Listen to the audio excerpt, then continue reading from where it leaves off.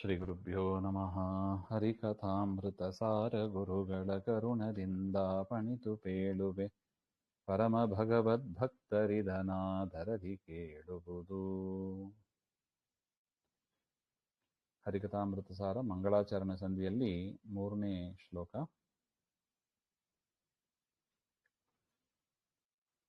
ನಿರುಪಮಾನಂದಾತ್ಮಭವ ನಿರ್ಜರ ಸಭಾ ಸಂಸೇವ್ಯ ರುಜುಗಣಧರಸೆ ಸತ್ವ ಪ್ರಚುರವಾಣಿ ಮುಖ ಸರೋಜೇನ ಗರುಡ ಶೇಷ ಶಶಾಂಕದಳ ಶೇಖರರ ಜನಕ ಜಗದ್ಗುರುವೆ ತ್ವಚ್ಚರಣಗಳಿಗಭಿವಂದಿಸುವೆ ಪಾಲಿಪುದು ಸನ್ಮತಿಯ. ನಿರುಪಮಾನಂದ ಆತ್ಮಭವ ಹಾಗೆ ಅಂತ. ನಿರುಪಮ ಅಂದರೆ ಉಪಮ ಅಂದರೆ ಸರಿಸಾಟಿಯಾದದ್ದು ಅಂತ ಅರ್ಥ.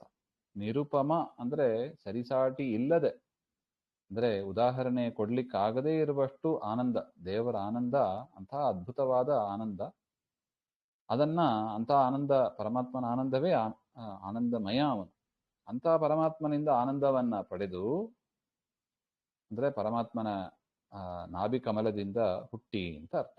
ನಿರುಪಮಾನಂದಾತ್ಮ ಭವ ಹುಟ್ಟಿ ನಿರ್ಜರ ಸಭಾ ಸಂಸೇವ್ಯ. ನಿರ್ಜರ, ಜರ ಅಂದ್ರೆ ವಯಸ್ಸಾಗೋದು ಅಂತ ಅರ್ಥ. ನಿರ್ಜರ, ವಯಸ್ಸಾಗದೇ ಇರತಕ್ಕವರು ಯಾರು? ದೇವತೆಗಳು. ದೇವತೆಗಳಿಗೆ ಮುಪ್ಪಿಲ್ಲ ಅಂತ. ಆ ದೇವತೆಗಳ ಸಭೆಯಲ್ಲಿ ಸಂಸೇವ್ಯರಾದವರು ಯಾರು? ಬ್ರಹ್ಮದೇವರು. ನಿರ್ಜರ ಸಭಾ ಸಂಸೇವ್ಯ ಋಜುಗಣಧರಸೆ. ಮತ್ತು ಎಂಥವರು? ಋಜುಗಣಕ್ಕೆ ಅರಸರು, ರಾಜರು. ಋಜುಗಣಕ್ಕೆ ಸಂಬಂಧಪಟ್ಟಂತೆ 100 ದೇವತೆಗಳು ಇರ್ತಾರೆ. ಆ 100 ದೇವತೆಗಳಲ್ಲಿ ಅಗ್ರಗಣ್ಯರು, ರಾಜರ ಸ್ಥಾನದಲ್ಲಿ ಇರತಕ್ಕವರು ಅಂದ್ರೆ ಬ್ರಹ್ಮದೇವರು. ಯುವರಾಜನ ಸ್ಥಾನದಲ್ಲಿ ಇರುವವರು ಅಂದ್ರೆ ವಾಯುದೇವರು. ಸೀನಿಯಾರಿಟಿ ಜಾಸ್ತಿ ಬ್ರಹ್ಮದೇವರಿಗೆ ವಾಯುದೇವರನ್ನು ಕಂಪೇರ್ ಮಾಡಿದಾಗ. ವಾಯುದೇವರು ನೆಕ್ಸ್ಟ್ ಬ್ರಹ್ಮ ಪದವಿಗೆ ಬರ್ತಾರೆ. ಇವರು ಈಗ ಋಜುಗಣದ ಅರಸರಾಗಿ ಇದ್ದಾರೆ. ಅದನ್ನ ಸ್ಮರಿಸ್ಕೋತಾ ಇದ್ದಾರೆ ಗುರುಗಳು. ಸತ್ವ ಪ್ರಚುರ, ಸತ್ವಗುಣದಿಂದ ತುಂಬಿದವರು. ತುಂಬಾ ತುಂಬಾ ತುಂಬಾ ನೆಗ್ಲಿಜಿಬಲ್ ತಮೋ ಗುಣ ಇದೆ, ಅದು ಏನು ಕೆಲಸನೂ ಮಾಡೋದಿಲ್ಲ ಹಾಗೆ ಅಂತ. ರಜೋಗುಣ ತಮೋಗುಣ ನೆಗ್ಲಿಜಿಬಲ್.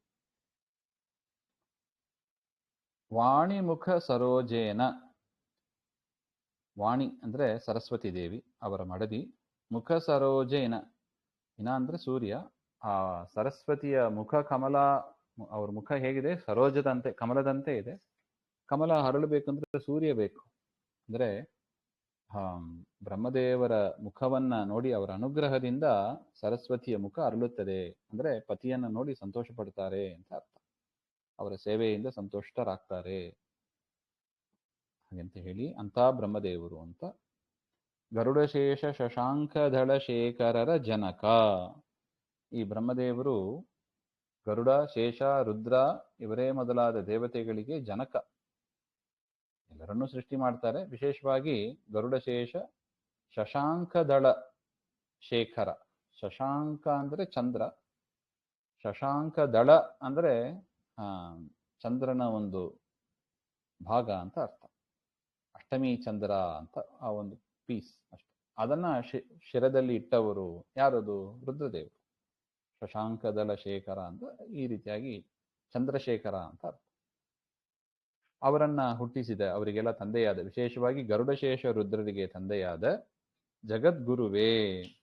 ಜಗತ್ತಿಗೆ ಮುಖ್ಯ ಗುರುಗಳು. ನಾವು ರಾಮಾಯಣದಲ್ಲಿ ತಾತ್ಪರ್ಯನಿರ್ಣಯದಲ್ಲಿ ನೋಡ್ಲಿಕ್ಕಿದ್ದೀವಿ. ರಾಮಚಂದ್ರ ದೇವರು ಹೇಳ್ತಾರೆ, ಬ್ರಹ್ಮದೇವರೇ ನೀವು ಜಗದ್ಗುರುಗಳು, ಯಾರಿಗೆ ಯಾವ ಸ್ಥಾನ ಕೊಡಬೇಕು ಅಂತ ನನ್ನ ಮನಸ್ಸಿನ ಅಭಿಪ್ರಾಯವನ್ನ ತಿಳಿದವರು ನೀವು, ಅದರ ತಕ್ಕಂತೆ ಅವರವರಿಗೆ ಸದ್ಗತಿಯನ್ನು ಕೊಡಿ ಹಾಗೆ ಅಂತ ರಾಮದೇವರು ಹೇಳುವಾಗ ಬ್ರಹ್ಮದೇವರನ್ನ ಜಗದ್ಗುರುಗಳು ಅಂತ ಹೇಳಿದ್ದಾರೆ. ಅದನ್ನೇ ಗುರುಗಳು ಇಲ್ಲಿ ತಿಳಿಸ್ಕೊಡ್ತಾ ಇದ್ದಾರೆ, ಜಗದ್ಗುರುವೇ. ಅದರಿಂದ ಎಲ್ಲರೂ ಜಗದ್ಗುರು ಜಗದ್ಗುರು ಅಂತ ಹಾಕೊಂಡ್ಬಿಟ್ಟಿದ್ದಾರೆ.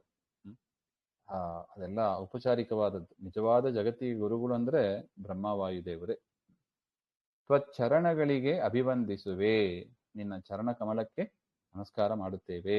ಸನ್ಮತಿಯ ಪಾಲಿಪುದು. ನೋಡಿದೆ, ಬ್ರಹ್ಮದೇವರ ಸ್ತೋತ್ರವನ್ನ ಮಾಡುವುದರಿಂದ ಏನಾಗುತ್ತದೆ ನಮಗೆ?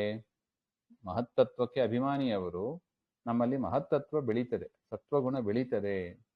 ಅದಕ್ಕೆ ಹೇಳ್ತಾರೆ ನೋಡಿ, ಸನ್ಮತಿಯ ಪಾಲಿಪುದು. ಪರಮಾತ್ಮನ ಮನಸ್ಸಲ್ಲಿ ಪರಮಾತ್ಮನ ಪಾದಾರವಿಂದದಲ್ಲಿ ನನ್ನ ಮನಸ್ಸು ಲಯಿಸುವಂತೆ ಸದ್ಬುದ್ಧಿಯನ್ನು ಕೊಡು. ಇದೇ ಗಾಯತ್ರಿಯಲ್ಲಿ ಪ್ರಾರ್ಥನೆ ಮಾಡ್ತೀವಿ. ಧಿಯೋಯೋನ ಪ್ರಚೋದಯ. ಪರಮಾತ್ಮನ ಪಾದದಲ್ಲಿ ಸದಾ ನನ್ನ ಬುದ್ಧಿ ಇರುವಂತೆ ಪರಮಾತ್ಮನನ್ನು ನಾನು ಧ್ಯಾನ ಮಾಡ್ತಾ ಇರ್ತೇನೆ. ಧೀಮಹಿ ಅಂದ್ರೆ ಅದೇ, ಪರಮಾತ್ಮನ ಪಾದಾರವಿಂದವನ್ನ ಧ್ಯಾನ ಮಾಡ್ತಾ ಇದ್ದೇನೆ. ಯಾರು ನನ್ನ ಬುದ್ಧಿಯನ್ನ ಪ್ರಚೋದನೆ ಮಾಡ್ತಾನೋ ಅಂತಹ ಪರಮಾತ್ಮನನ್ನ ಧ್ಯಾನ ಮಾಡ್ತಾ ಇರ್ತೇನೆ. ಹಾಗೆ ಅದರಿಂದ ನಮಗೆ ದೇವರ ಅನುಗ್ರಹ ಮಾಡೋದು ಅಂದ್ರೆ ಹೇಗೆ? ಬುದ್ಧಿ ಪ್ರಚೋದನೆ ಮಾಡಿ ಅನುಗ್ರಹ ಮಾಡಬೇಕು ಅಂದ್ರೆ ಒಳ್ಳೆ ಬುದ್ಧಿ ಬರುತ್ತದೆ. ಅವನ ಧ್ವಂಸ ಮಾಡಬೇಕು ಹಾಗೆ ಅಂದ್ರೆ ದೇವರು ಮೊದಲು ಕೊಡೋದೇ ಕೆಟ್ಟ ಬುದ್ಧಿಗಳನ್ನು ಕೊಟ್ಟು ಬಿಡ್ತಾನೆ. ಹೋಗಿ ಹೊಂಡಕ್ಕೆ ಬಿದ್ದೋಗ್ತಾರೆ ಅವರು. ಅಂತ ಬ್ರಹ್ಮದೇವರು ನಮಗೆ ಸದ್ಬುದ್ಧಿಯನ್ನ, ಗುರುಗಳಲ್ವಾ, ಗುರುಗಳು ಬುದ್ಧಿಯನ್ನು ಕೊಡ್ತಾರೆ. ಹಾಗೆ ಅಂತ ಸನ್ಮತಿಯನ್ನ ಪಾಲಿಸಲಿ ಅಂತ. ಶ್ರೀಮಧ್ವಾಂತರ್ಗತ ಶ್ರೀಕೃಷ್ಣ ಆತ್ಮ ಶ್ರೀ ಹರಯೇ ನಮಃ.